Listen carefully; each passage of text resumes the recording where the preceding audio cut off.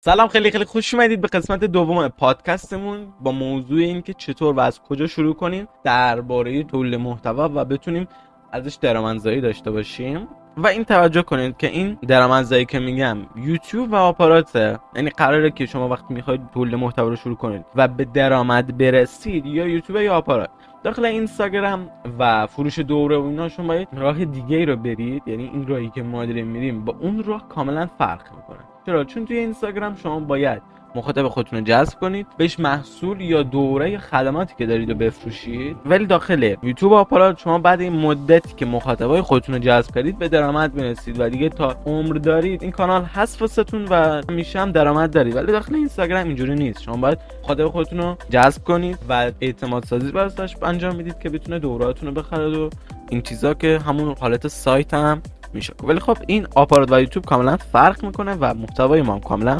فرق میکنه. کلم در مورد آپارات و یوتیوب. تو این قسمت دوم قراره که 3 تا سوالای شما رو جواب بدیم. سوال اولی، چطور بدون مخاطب بالا بیایم؟ حالا من شروع کردم تولید محتوا رو شروع کردم، اولین ویدیوی خودم رو ضبط کردم. حالا چطور بدون مخاطب بالا بیام؟ اصلا چطور من این ویدیو رو آپلود کنم کیا ببینن اصلا؟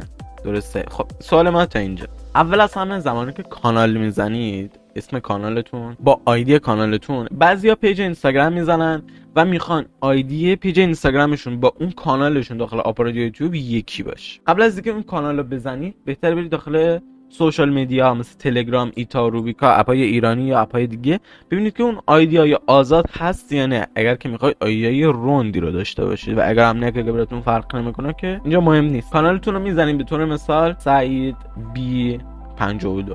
برید داخل تلگرام ببینید کانالی که میخواید بسازید با آیدی، ببینید داخل تلگرام این آیدی حالا به طور مثال سعید 54 آیا هست یا نه، دست کسی دیگه هست یا نه. اگر که آزاد بود کانالتون رو بزنید و هم داخل تلگرام و سوشال میدیا دیگه مثل اپ‌های ایرانی، ایتا و روبیکا هم اونجا بسازید که آزاد باشید. وقتی که کانالتون رو زدید میتونید اولین ویدیوتون رو اونجا بارگذاری کنید. حالا یه چیزی که در مورد سوشال میدیا بهتون بگم، کانال زدن خیلی خوبه، هم داخل روبیکا هم داخل ایتا و مهمترینش داخل تلگرام. یعنی شما اگر داخل اون 2 تا کانال نزنید حتما باید داخل کانال تلگرام کانال بزنید. کانال تلگرام از مهمترین نشه، چون شما داخل تلگرام محدودیت ندارید و هر فایلی که بخواید رو میتونید آپلود کنید. ولی داخل اپ‌های ایرانی شما هر اپلیکیشنی یا هر فایلی رو نمیتونید آپلود کنید یا هر حرفی رو نمیتونید بزنید.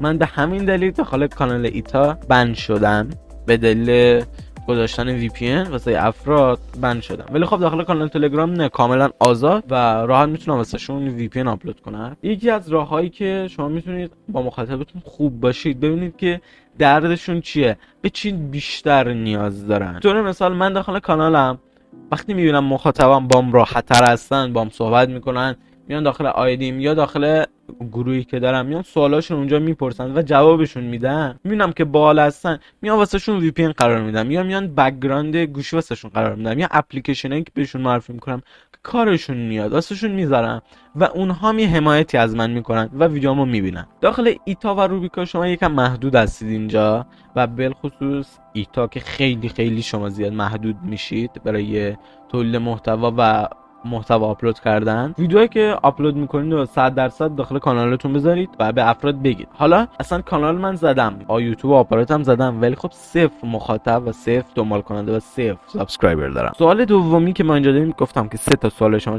قرار جواب بدیم. سوال دوم بستگی داره به سوال 1 که چطور بدون مخاطب بالا بیایم و سوال 2 اینه که برای جذب مخاطب آپارات برای شروع خوبه یا یوتیوب. اینجا بهتون بگم رشد داخل یوتیوب خیلی سخته، واقعا سخته. داخل آپارات یکم راحت تره، یکم آسون تره. چرا؟ چون شما وقتی که ویدیوتون آپلود میکنید ممکنه 1-2 نفر ببینن، چون آپارات ممکنه ویدیوتون روی صفحه اصلی آپارات.com نمایش بده. برای مخاطبای اولی شما میتونید از دوستانتون استفاده کنید، واسهشون بفرستید. یا اگر که دانش آموز هستید 100% یک گروهی دارید که 5 تا 6 تا کل کلاستون داخلش عضو هستید، میتونید لینک اون ویدیو رو قرار بدید حالا به مدت 2 ساعت، بعد 2 ساعت حذفش کنید که همه نبینن، شاید دوست نداشته باشید. اون افرادی که میبینن ازشون درخواست کنید یا به یکی دو تا از دوستاتون ارسال کنید ویدیو رو و بهش بگید که اگر میشه تو واسه یکی دو تا از دوستات بفرست که شما رو نمیشناسن.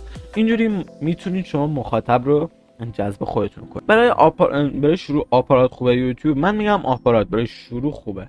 بهتره که جذب مخاطبتون رو داخل آپارات انجام بدید و همون مخاطب ها رو ببرید داخل کانال یوتیوبتون. یکم سخته، شاید نصف کمتریشون بیان، ولی شما میتونید با همون نصف کمتریشون تعامل انجام بدید و با اونهایی که نصف کمتری اومدن افراد بیشتری رو به کانالتون جذب کنید، یا بهشون بگید که اگر میشه طرفدارانشون رو به کانالتون معرفی کنن، بتونن کانالتون رو ببینن و ویدیوتون رو تماشا کنن. من اول خودم از آپارات شروع کردم و حالا کم کم دارم مخاطب‌های کانال آپاراتم رو میارم به سمت کانال یوتیوبم.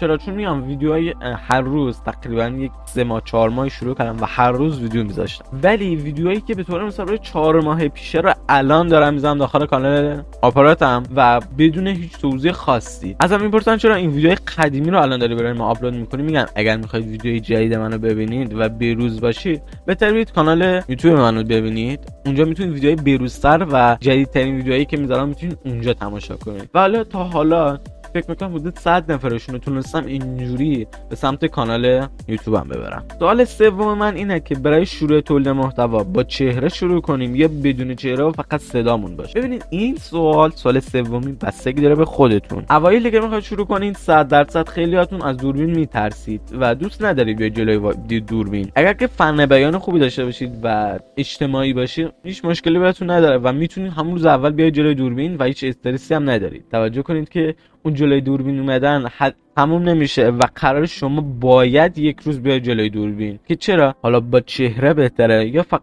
بدون چهره؟ با چهره اعتماد مخاطب اینجا یکم بیشتر جلب میشه تا بدون صدا و فقط بدون چهره باشه و فقط صداتون باشه، چون مخاطبتون میدونه کی داره واسش آموزش میده، چهرهش چجوریه. بهتره که اوایل که میخواد شروع کنین، به طور مثال 1 ماه اول بدون چهره تولید محتوا رو شروع کنید، ویدیوهای بقیه رو ببینید که داخل ویدیوشون چطور صحبت میکنن، چه کاری رو انجام میدن. بعد با چهره که میخواد شروع کنید بدونید که باید چه کارهایی رو انجام بدید. اگر که شد داخل قسمت سوم توضیح میدم واسهتون که چطور بیایم کم کم جلوی دوربین و به اون حس خوب مخاطبمون بدیم که بتونه ویدیوهای ما رو بیشتر ببینه. توجه کنید که چند تا کانالی که من دیدم، تعداد مخاطب کانالایی که چهرهاشون بود بیشتر از کسایی بود که فقط صداشون بود. و اینم توجه کنید ممکنه اون کسی که فقط با صدا داره ویدیو تولید محتوا میکنه، شاید تعداد کانال دنبال کننده کانالش 10,000 نفر باشن و اونی که داره با چهره ویدیو تولید میکنه 5,000 تا دنبال کننده باشه. چرا؟ چون محتوای اون فردی که فقط داره با صدا و بدون چهره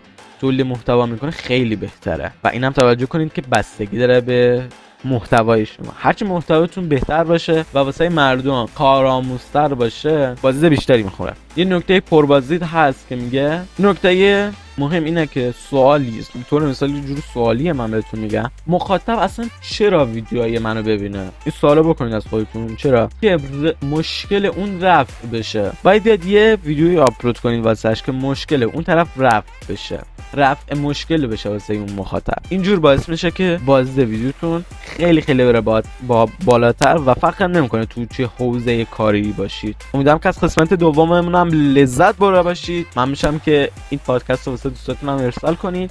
اگر سوالی حرفی چیزی دارید که میخواید داخل پادکست بعدی باشه، حتما داخل کامنت ها بهمون بگید و تا پادکست بعدی میبینم تو. فعلا خداحافظ.